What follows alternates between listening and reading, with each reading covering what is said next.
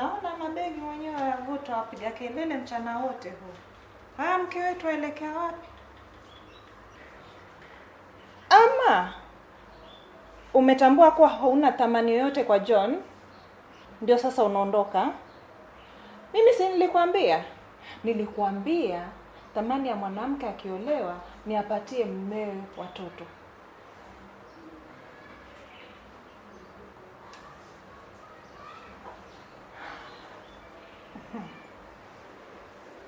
Mama,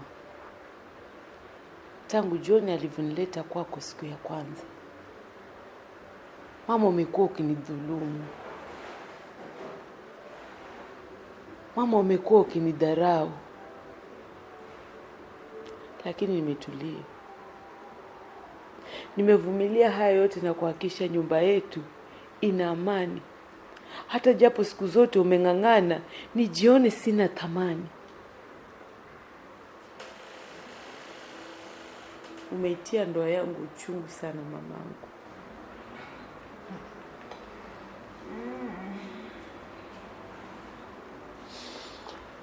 Lakini siku zote nimeng'ang'ana na kukuheshimu kama mamangu. Lakini nimeshindwa.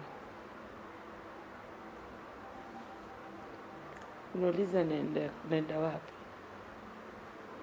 Naondoka kwa hii nyumba.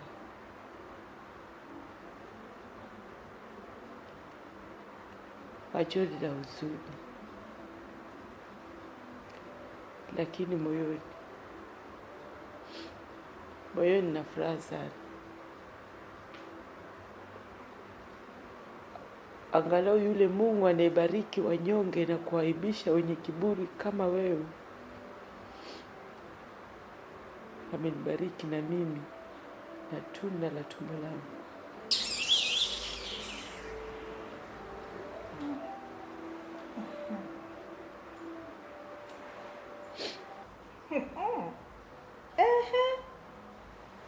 Mbarikiwa.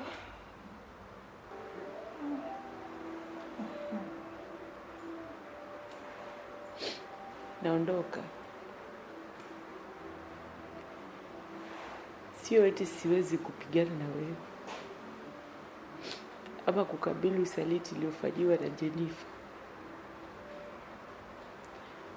Lakini siwezi kupoteza nguvu zangu katika hili. Yote nayaachia Mungu. We,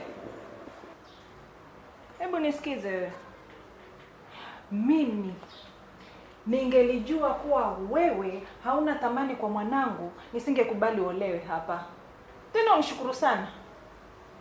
Wewe huwezi nipumbaza kwa maneno yako. Huwezi kuniletea ngojera na hadithi zako kanipumbaza mimi. Hivyo ona nilizaliwa juzi na wewe. Allah. Ngoja nini? Si umebarikiwa na watoka? Si utoke. Muone vile. Mlamaliza mwanangu tu mbarikiwe, barikiwe vipi wewe? Tangu lini ukabarikiwa? Waweza barikiwa wewe, usingekuwa umenijazia wajukuu hapa. Allah. Mbarikiwe. Na mabegi watoka. Usingekuwa mbarikiwa ungebaki.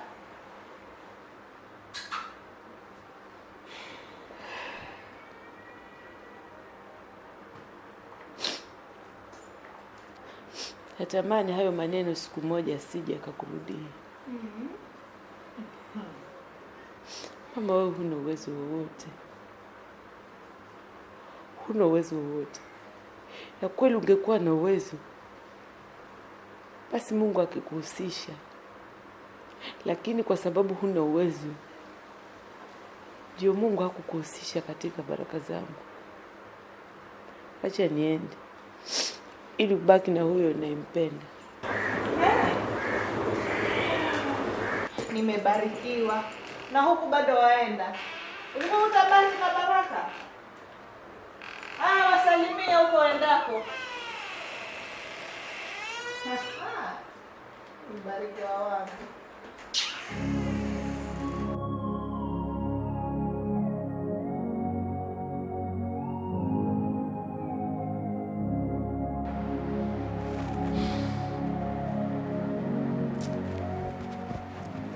Yaani I can't believe it. Mpaka sasa John anakudhulumu kiasi hichi. Hey.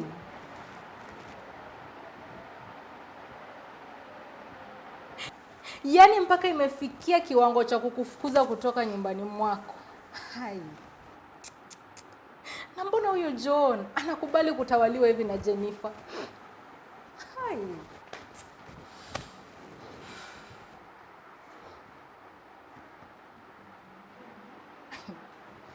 Sasa tutafanya nini? Maana huyu John ni mpaka ajulishwe kuwa una ujauzito wake. Lakini kama wewe ulimpelekea zile karatasi akadhibitisha na hata kujali kuangalia, tutafanya nini ndo aweze kujua wewe ni mjamzito wa hivi rafiki yangu? Hai. Lakini lakini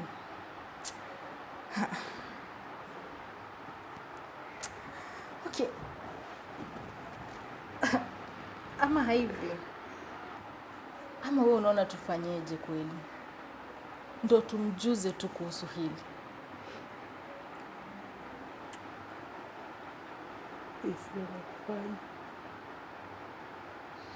Sina la kufanya, maana nimejaribu mbinu zote. Nimejaribu mbinu zote kabisa.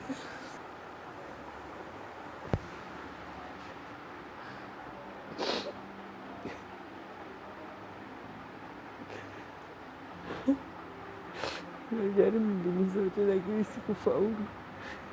Sikufuata. Pia kama mwanadamu nimechoka sana. Tumechoka.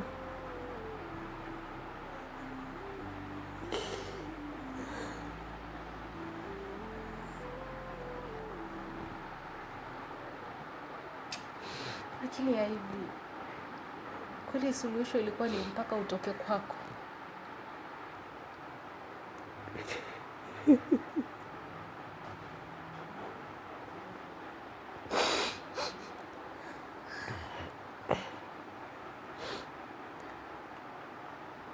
Hata najua huwezi kunielewa. Huwezi kunielewa. Lakini yale mateso nimepitia kwa hizi siku chache kwa hiyo nyumba na kanisa. Nimepitia mateso makanisani.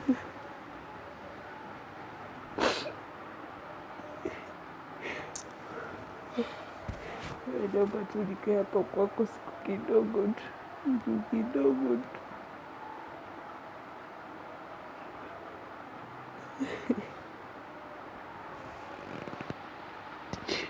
Nikae hapa kwako siku kidogo akanijue ni lipi nitalifanya.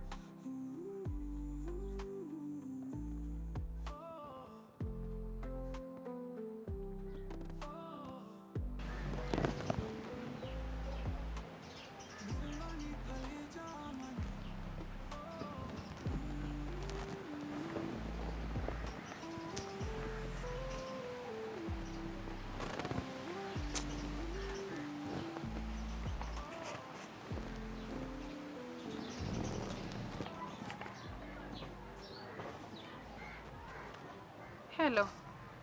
Vipi Jennifer? Mama, nakwambia mambo yameanza kubadilika huku. Naona. Na kweli yameanza kubadilika kwa manufaa yako mwenyewe. Wapi? Sivyo unavyofikiria wewe. Huyu Ivy ni mjamzito sasa. Na atakwenda kuharibu mambo kabisa. Dalili ziko wazi. John anakwenda kunyakuliwa tena. Raquel. Na huyu mama ameanza kumpendelea Ivy sasa. Na sio mzaha unavyofikiria wewe. Tulia Jennifer. Mbona popa namna hii? Mimi na hakika ya kuwa Ivy hawezi kuwa mjamzito. Na huyo najua anatumia kila ila ili kumwangamiza John. Na mimi nitampigia John mwambie kuwa asikubaliane na hilo kabisa. Na wewe pia usikubali. Lakini hata wewe unafaa kuhakikisha kuwa umecheza nafasi yako. Lazima tumshinde huyo mama na ujanja wake. Tumia uwezo wako wote kuhakikisha ya kuwa John anavutiwa na uzuri wako. Nimekuelewa Raquel. Nimekuelewa na nitafanya kila nitakachoweza. Haiwezekani amekaa na John miaka yote hiyo. Eti vile sasa mimi nimekuja ndio yeye anasema ni mjamzito. Haiwezekani kabisa. Usijali Jennifer. Usijali kabisa. Mimi nakuhakikishia kuwa huyo mwanamke hawezi kabisa. Yaani nakwambia hawezi kupata watoto. Hapana. Hawezi kuwa mjamzito. Alafu nikuulize. Hivi tunaongea. Huyu John yuko wapi? Tusio tunaongea lakini yuko mahali tu anasikia. Anasikiza kila jambo ambalo tunalotokea hapa. Hata usihofu. John hayuko. Nilikuwa nimemwagiza vitu kadhaa aenda anichukulie. Na huyu mama tumfanyeje? Nimemsikia akimsisitiza John kama hatomrudisha Ivy, yeye ndiye atakemrudisha. Na sio mzaha unavyofikiria wewe kabisa. Raquel, acha nikate simu nitakupigia, tutaongea baadaye. Namuona John anakuja.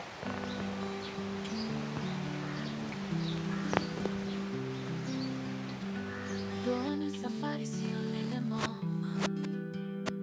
Kutembea pamoja si rahisi kila siku.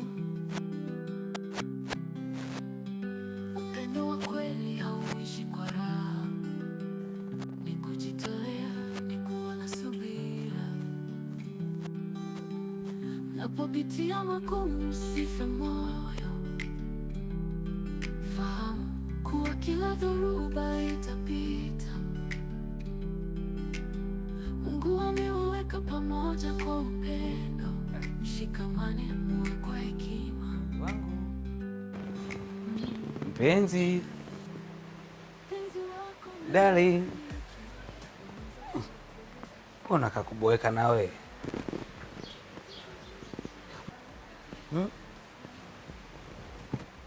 Mbona kaka mbao moyo wako unasononeka sana?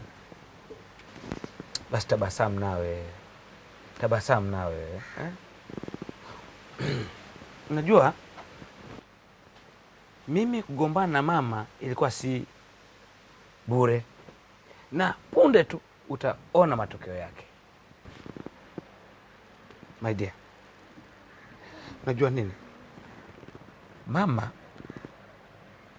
anaamini kwamba eti Ivy ni mjamzito.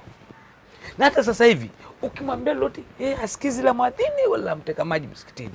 Hasikii yoyote.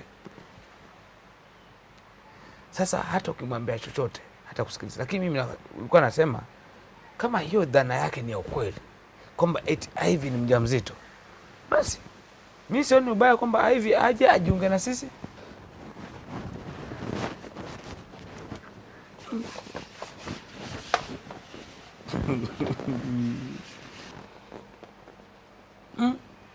Mimi sioni ubaya hapo kwamba Ivy aje ajiunge na sisi, tuishi naye kama jamii moja. Alafu wewe sasa, mke wangu, kipenzi changu, jukumu lako ni kukubali kwamba Ivy ndo mke wangu wa kwanza na wewe ni mke wangu wa pili.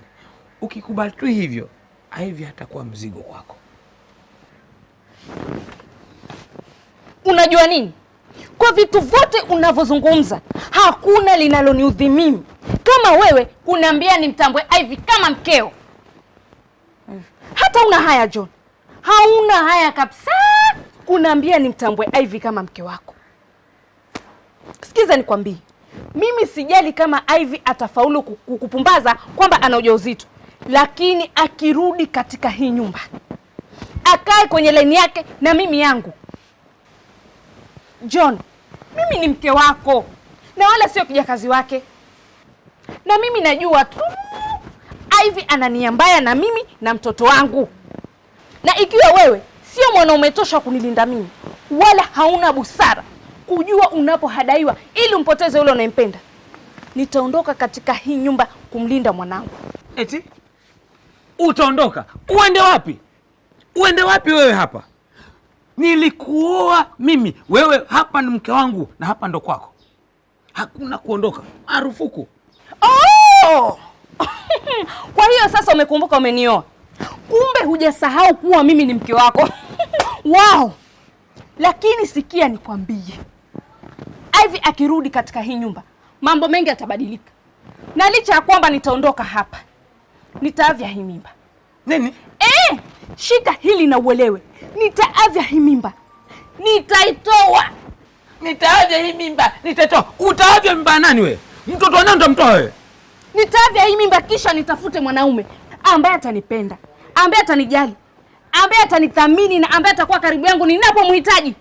Hebu kidogo. Utaavya mimba? Jaribu, unamsaha wewe. Jaribu! Jaribu nione, jaribu uone. Ni mzaha kwako. Ni mzaha hata kunioa na kunifunza namna kunipenda.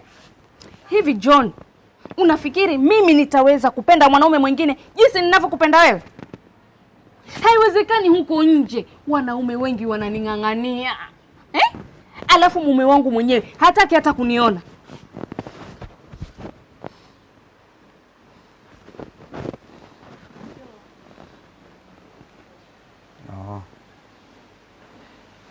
Jennifer, hebu njoo. Njoo hapa mpenzi wangu nawe. Punguza hasira. Mpenzi.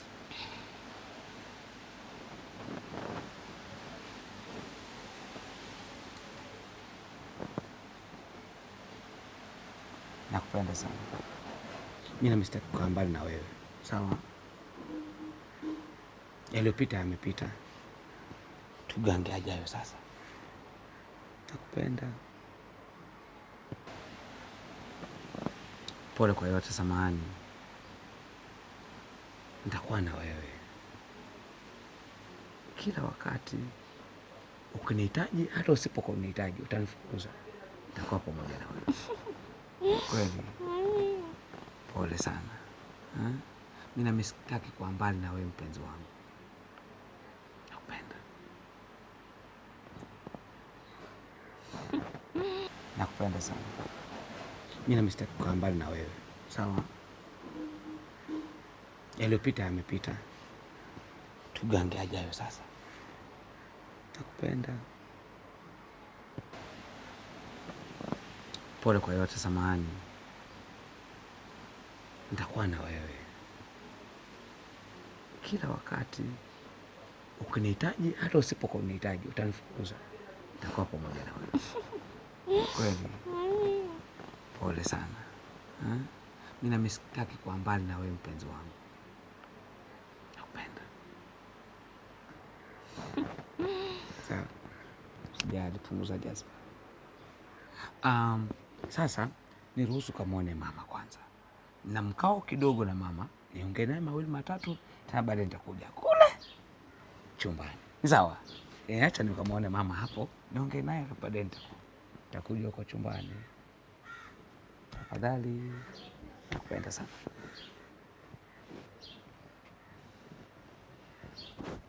Si useme basi, watakaje? Sawa.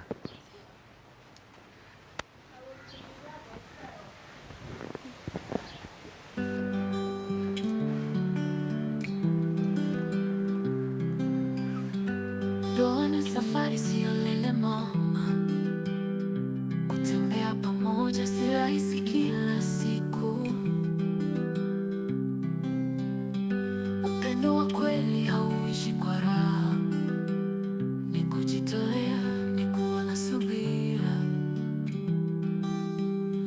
Unapopitia magumu usife moyo,